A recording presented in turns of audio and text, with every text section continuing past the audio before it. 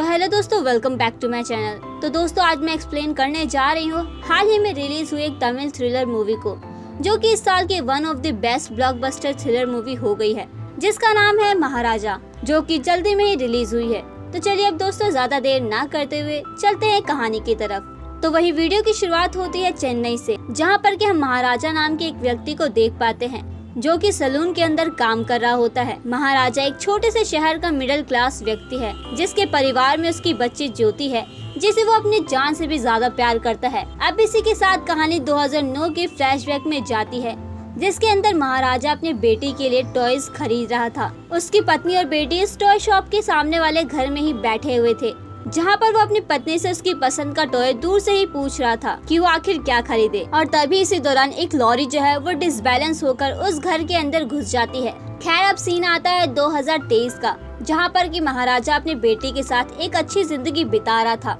और उसकी पत्नी का देहांत उसी हादसे में हो गया था। इसलिए अब उसके परिवार के अंदर बस महाराजा और उसकी बेटी ज्योति ही बचे थे। अब महाराजा के घर के अंदर एक लक्ष्मी नाम का एक डस्टबिन भी होता है, जिसे वो लोग बिल्कुल एक इंसान की तरह रखते थे। यहाँ पर कि उसे मंदिर में रखकर उसकी पूजा करी जाती थी। अब ये बात काफी ज्यादा अजीब होती है, क्योंकि जिस चीज के अंदर कचरा फेंका जाता है उसकी पूजा करना बहुत ही अजीब बात थी। खैर यहाँ पे महाराजा की बेटी जो है वो 10th स्टैंडर्ड में होती है, मगर जिस क्लास में बच्चों का ध्यान पढ़ाई पर होना चाहिए, उस वक्त ज्योति का मन स्पोर्ट्स में लगा हुआ था। उसी वजह से सभी टीचर्स उसकी कंप्लेंट किया करते थे और स्कूल के अंदर से काफी ज्यादा पनिशमेंट भी मिलती है। मगर उन सभी के बीच उनकी एक स्पोर्ट टीचर होती है, जिनका नाम आसिफा होता है, जो कि हमेशा से ज्योति को सपोर्ट करती है। और अब एक दिन होता ये है कि ज्योति की बहुत ही ज्यादा कंप्लेंट होने पर स्कूल के प्रिंसिपल ने ज्योति और महाराजा को अपने चैम्बर में बुलवाया था, जिसके चलते प्रिंसिपल ज्योति को डांटने लगते हैं। लेकिन आसिफा ज्योति को बचाने के लिए एक और बच्चे को प्रिंसिपल के सामने पेश कर देती है, जिसके चलते प्रिंसिपल ने सबके सामने उसे थप्पड़ मारा और फिर वो ज्योति को वापस डांटने लगे। अब यहाँ पर महाराजा ने ज्योति को बहुत ही ज्यादा प्यार से पाला पोसा था, इसलिए वो ये सब सहन नहीं कर पाता। उसने प्रिंसिपल को ज्योति से माफी मांगने के लिए मजबूर कर दिया था। अब प्रिंसिपल को ये लगने लगता है कि महाराजा बिना माफी सुने नहीं जाएगा, तो उसे मजबूर होकर ज्योति से माफी मांगनी पड़ती है। अब महाराजा का अधिकतर समय ज्योति के साथ ही गुजरता था। अब एक दिन ज्योति ने महाराजा को बताया कि उसे स्पोर्ट्स कंपटीशन के लिए स्कूल की तरफ से बाहर जाना पड़ेगा, और अगली सुबह वो बाकी बच्चों के साथ बस से चली भी जाती है। ज्योति के जाने से यहाँ पर महाराजा जो है वो काफी ज्यादा अकेला हो गया था और वो पागलों जैसा होने लगता है। एक दिन जब महाराजा सो रहा था तो उसके घर पर एक सांप आता है। वो महाराजा के ऊपर से भी निकल जाता है, लेकिन महाराजा इतना खोया हुआ था कि उसे कुछ भी पता नहीं चलता। अब अगले सीन में हम देखते हैं एक अमीर व्यक्ति को, जिसने अपनी कार को गैराज के अंदर ठीक करवाने के लिए दी थी। तभी उसको याद आता है कि उसकी कार के अंदर उसका एक चश्मा रह गया है। वो गैराज के अंदर पूछताछ करने के लिए आता है, लेकिन वहाँ पर किसी को भी उस चश्मे के बारे में नहीं पता था और ये सुनकर उसे गुस्से में पीटने लगता है। तभी यहाँ पे धना नाम का एक व्यक्ति आता है, जिसने उस आदमी की कार उसके घर पर डिलीवर करी थी। तभी यहाँ पर गैराज का मालिक जो होता है वो धना से उस चश्मे के बारे में पूछता है, लेकिन इससे पहले कि धना कुछ भी बोल पाता, वो अमीर व्यक्ति उसे पीटने लगता है और उसे शाम तक चश्मा वापस देने के लिए बोलता है। और आगे हमको दिखाया जाता है कि वो अमीर व्यक्ति शाम को अपने दोस्त के साथ बैठा हुआ था कि तभी वहाँ पर धना आ जाता है और उसके हाथ में उसी आदमी का चश्मा था, जिसे वो तोड़ देता है। और ये सब देखकर अमीर आदमी फिर से धना को पीटने लगता है, मगर इस बार धना के मन में उसकी तरफ बहुत ही ज्यादा घृणा थी और वो उसको मारता है और साथ ही साथ उसके दोस्तों को भी पीटने लगता है और यहाँ से चला जाता है। यानी कि यहाँ पर धना कोई आम व्यक्ति नहीं लग रहा था। गैराज के अंदर काम करने वाले व्यक्ति के अंदर इतनी हिम्मत नहीं हो सकती कि वो किसी अमीर व्यक्ति को ऐसे हाथ लगाए। खैर अब सीन शिफ्ट होता है, जहाँ पर कि हमें महाराजा को दिखाया जाता है, जो कि पुलिस स्टेशन आया हुआ था। यहाँ पर हमको पता चलता है कि महाराजा को काफी ज्यादा चोट लगी हुई थी, जैसे उसे किसी ने पीटा हो। तभी वहाँ का इंस्पेक्टर नल्ला शिवम उससे वहाँ पर आने का रीजन पूछता है, जिस पर कि महाराजा बताता है कि उसकी लक्ष्मी चोरी हो गई है। जिस पर वो पुलिस वाला रिपोर्ट बनाता है और उससे पूछने लगता है कि लक्ष्मी कौन है, जिस पर कि महाराजा बताता है कि वो असल में एक डस्टबिन है। ये सुनकर नल्ला शिवम का तो दिमाग हिल जाता है और वो उसका मजाक बनाने लगता है और उसे वहाँ से जाने के लिए कहता है, मगर महाराजा सीरियस था और वो बोलता है कि जब तक उसे लक्ष्मी नहीं मिल जाती वो वहाँ से कहीं नहीं जाएगा। अब इंस्पेक्टर को इस बात पर गुस्सा आ गया था और वो महाराजा को पीटने लगता है और उसे जबरदस्ती बाहर निकालने की कोशिश करता है, मगर महाराजा वहाँ से टस से मस नहीं होता। और इसी बीच होता यह है कि स्टेशन के अंदर तोड़फोड़ हो जाती है। अब आगे हम वरदराजन नाम के एक पुलिस वाले को देख पाते हैं जो कि केस को सॉल्व कर रहा था। असल में एक चोर जो कि खुद पुलिस वाले से मिला होता है, वो एक आरडी ऑफिसर के घर पर चोरी करता है, जिसे वरदराजन खुद ही पकड़ कर लाता है, मगर असली की जगह नकली गहने उस आरडी ऑफिसर को दे देता है और खुद असली गहने रख लेता है। वो पुलिस स्टेशन जहाँ पर महाराजा आया हुआ था वो वरदराजन के अंडर ही था। जब वरदराजन यहाँ की हालत देखता है तो महाराजा से पूछता है कि उसकी कंप्लेंट क्या है, जिस पर कि महाराजा बताता है कि जब वो काम करके घर वापस आ रहा था तब 3-4 लोग पहले उसके घर पर मौजूद थे, जिन्होंने इस पर हमला किया और लक्ष्मी को अपने साथ ले गए। अब वरदराजन भी महाराजा से पूछता है कि लक्ष्मी कौन है, तो वो बताता है कि उसका डस्टबिन है जो कि उसके लिए बहुत ही ज्यादा कीमती है। अब वरदराजन उसे नया डस्टबिन खरीदने के लिए पैसे देता है, लेकिन महाराजा कहता है कि वो सेम डस्टबिन नहीं खरीदेगा, मुझे वही डस्टबिन चाहिए। अब यहाँ पे वरदराजन गुस्सा होकर उसे स्टेशन से बाहर फेंकवा देता है, पर महाराजा फिर भी नहीं जाता। तभी वरदराजन को ये लगता है कि जो आदमी इस डस्टबिन के लिए इतना सब कुछ कर सकता है उसके अंदर कुछ खास बात तो जरूर है, और इसी के चलते वो महाराजा के केस को फाइल कर लेता है। अब वरदराजन अपने टीम के साथ महाराजा के घर पर जाता है और इंक्वायरी करने लगता है, जिसके बाद हम सेल्वम नाम के एक चोर से मिलते हैं जो कि अपने साथियों के साथ मिलकर चोरियां किया करता था। वो लोग उसी घर में चोरी करते थे जहाँ पर कोई मर्द ना हो, और चोरी करने के बाद वो हमेशा औरतों के साथ सेक्सुअल असॉल्ट भी करते थे। खैर आगे हम देखते हैं सेल्वम को, जो कि एक शादीशुदा व्यक्ति होता है जिसके परिवार में एक बीवी और एक छोटी सी बच्ची थी। और ये जो सीन है वो 2009 का है, यानी कि जहाँ पर हमें सेल्वम के बारे में बताया जाता है, और ये सेम वही टाइम था जिस वक्त महाराजा की बीवी जो है वो खत्म हुई थी।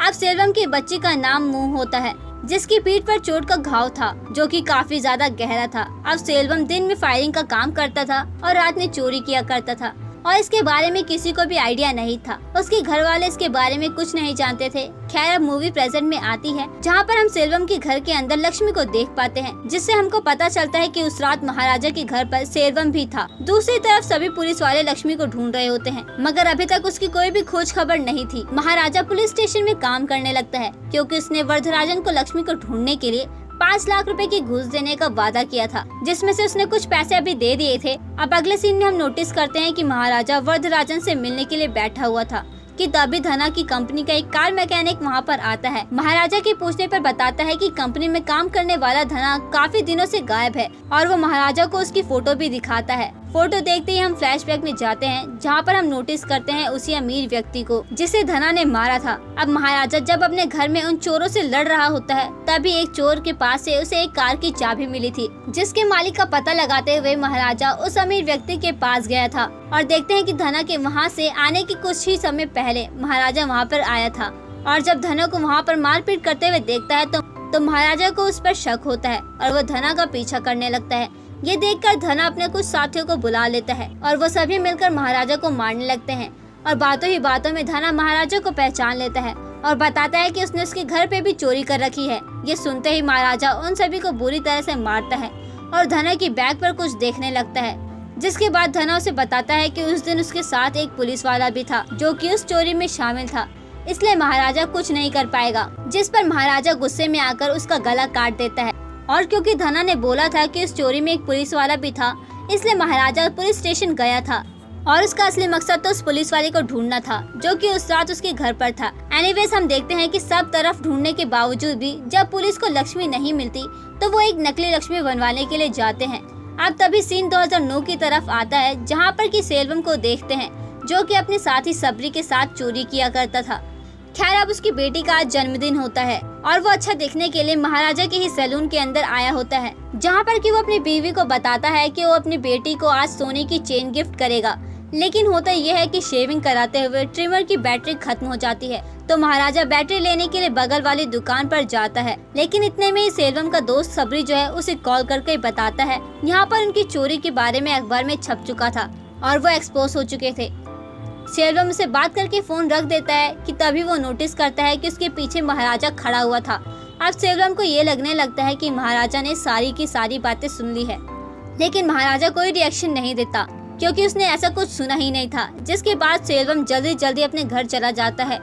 इधर महाराजा नोटिस करता है कि सेल्वम जो है वो सोने की चेन यहीं पर भूल गया था, जिसको देने के लिए महाराजा उसके घर जाता है। लेकिन ऑब्वियस सी बात है कि पुलिस वालों को सारी चीजें पता चल गई थी कि सेल्वम चोरी करता है।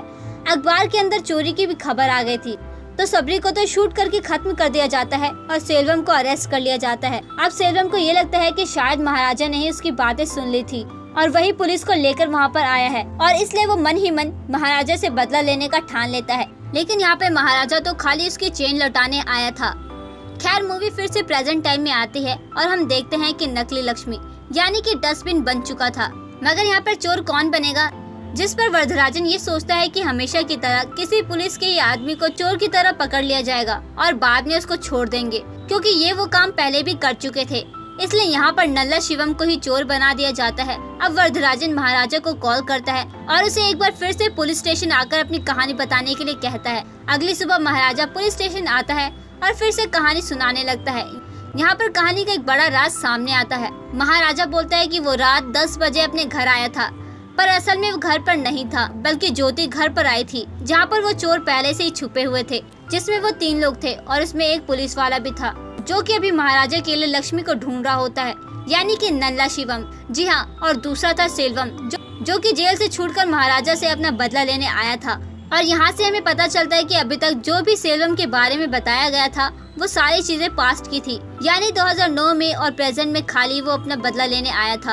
अब ज्योति इन सारी बातों से अनजान अपने घर में कपड़े बदल रही थी, जहाँ पर ये तीनों उसको देखते हैं और फिर वो उसके साथ गलत काम करते हैं और महाराजा के अंदर आने के पहले ही वो भाग जाते हैं।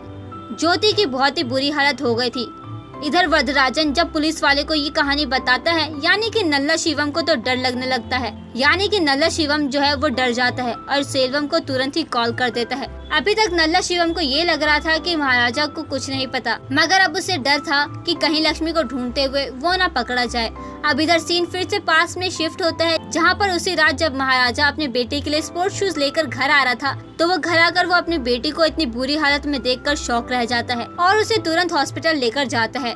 ज्योति की हालत बहुत ज्यादा खराब होती है, जिसे देखकर महाराजा काफी ज्यादा दुखी हो गया था और वो बहुत ही ज्यादा रो रहा था। ज्योति अपने पिता से कहती है कि उसके साथ ये सब करने वाले व्यक्ति को वो ढूंढ कर लाए और उसी के बाद से महाराजा इन तीनों चोरों को ढूंढने लगता है। खैर अब कहानी जो है वो प्रेजेंट में आती है, जहाँ की वरदराजन और उसकी टीम उस रात के सीन को रिक्रिएट करने के लिए महाराजा के घर पर जाती है, जहाँ पर वो ये सब कर रहे होते हैं कि तभी महाराजा एक बहाने से सभी पुलिस वालों को गले लगा लेता है और तभी उसे नल्ला शिवम मिल जाता है। उसकी बैग पर चोट का निशान था और महाराजा समझ जाता है कि ये वही आदमी है जो कि उस रात उसके घर पर आया था, ज्योति के साथ गलत काम किया था। इससे पहले कि महाराजा कुछ बोलता, यहाँ पर वरदराजन बोलता है कि वो उसको नहीं छोड़ेंगे, जिस पर महाराजा को कुछ भी समझ में नहीं आता। असल में हमको पता चलता है कि जब धना की मौत हुई थी उसके बाद यहाँ पर वरदराजन के बाद पता चल गई थी कि केस में क्या हो रहा था। उसने इस चीज की पूरी तरह से सर्च करी थी, यहाँ तक कि वो डॉक्टर के पास भी गया था, जहाँ पर उसे पता चलता है कि महाराजा की बेटी ज्योति के साथ गलत काम किया गया था और वो पहले से ही जानते थे कि महाराजा सब कुछ जानता है। इनफैक्ट वो तो इनडायरेक्टली महाराजा के साथ मिलकर उसकी ही हेल्प कर रहे थे, ताकि यहाँ पर उस पुलिस वाले को पकड़ लिया जाए जो कि यहाँ पर गलत काम किया करता है। और अभी तक ये सब खाली लक्ष्मी को ढूंढने का नाटक कर रहे थे, ताकि नल्ला शिवम को शक ना हो। जिसके बाद वरदराजन महाराजा को नल्ला शिवम को मार देने के लिए कहता है और एक वेपन भी देता है और बाकी सभी लोग उस पुलिस वाले को यानी कि नल्ला शिवम को महाराजा के साथ घर में बंद कर देते हैं, जिस पर कि महाराजा उसे वहीं ऑन द स्पॉट मार डालता है। वरदराजन का वही मानना था कि ऐसे लोगों के लिए कोई भी सजा कम पड़ेगी और वो माफी के लायक बिल्कुल भी नहीं है। खैर अब कहानी आगे बढ़ती है और महाराजा को पता चलता है कि नल्ला शिवम धना के साथ जो है वो तीसरा व्यक्ति था।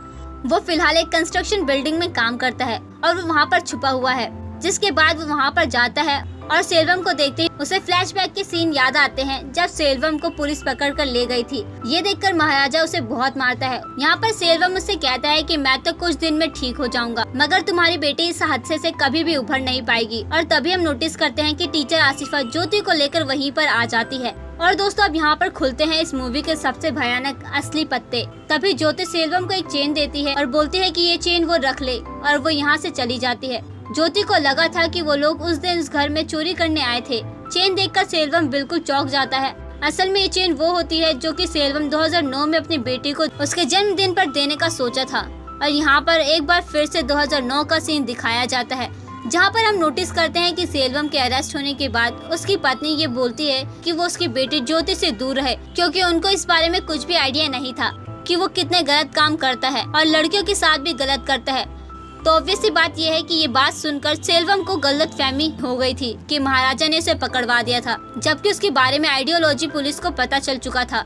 तो सेल्वम ने अपने मन में महाराजा के लिए बदला लेने की सोची थी और जैसे ही वो जेल से बाहर आया तो उसने ये गलत काम कर दिया। लेकिन शॉकिंग चीज ये होती है कि जब महाराजा वहाँ पर आया था तो वो ना अपने परिवार को लेकर सेल्वम के घर आया था। ये वही घर था जो कि हमने शुरुआत में देखा था।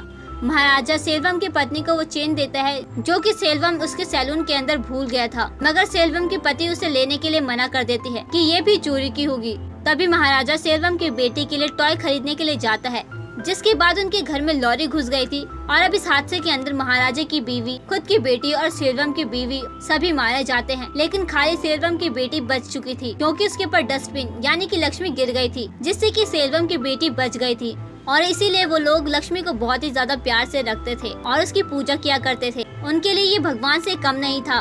तो यहाँ पर बेसिकली डस्टबिन जो है वो उसकी बेटी को बचा लिया था, जिसको वो लोग भगवान के रूप में पूजते हैं। आई होप आपको लक्ष्मी वाला कॉन्सेप्ट जो है वो क्लियर हो गया होगा। और यहाँ पर हमको पता चलता है कि असल में महाराजा की वो बेटी जिसे महाराजा इतने समय से पाल पोस कर बड़ा कर रहा था, वो असल में महाराजा की नहीं बल्कि सेल्वम की बेटी होती है। तभी ज्योति के बैग पर सेल्वम को एक निशान दिखता है, जिसे देखकर सेल्वम को याद आता है कि उसकी बेटी पर ठीक ऐसा ही निशान था, यानी कि ये लड़की जो है ज्योति नहीं। यहाँ सेल्वम ने बदले की आग में ही अपनी बेटी के साथ गलत काम किया था, इनफैक्ट उसके साथियों ने भी किया। अब यहाँ पर सेल्वम जो है वो अपने किए पर शर्मिंदा था और वह यहाँ पर महाराजा से माफी मांगता है, लेकिन अब बहुत देर हो चुकी थी। अब महाराजा, ज्योति और आसिफा यहाँ से निकल जाते हैं और सेल्वम अपनी गलती के लिए खुद को माफ नहीं कर पाता और वहीं ऑन द स्पॉट बिल्डिंग से कूदकर अपनी जान दे देता है। और इसी के साथ होती है हमारी एक्सप्लेनेशन खत्म। उम्मीद करती हूँ कि आपको ये वीडियो पसंद आई होगी और अगर हमारी वीडियो पसंद आई हो तो प्लीज हमारे चैनल को लाइक कीजिए, शेयर कीजिए और सब्सक्राइब कीजिए ताकि आपको इसी तरह के फ्रेश और लेटेस्ट कंटेंट मिलते रहे। तो दोस्तों मिलते हैं नेक्स्ट वीडियो में, तब तक हमारे साथ बने रहिए। Thanks for watching.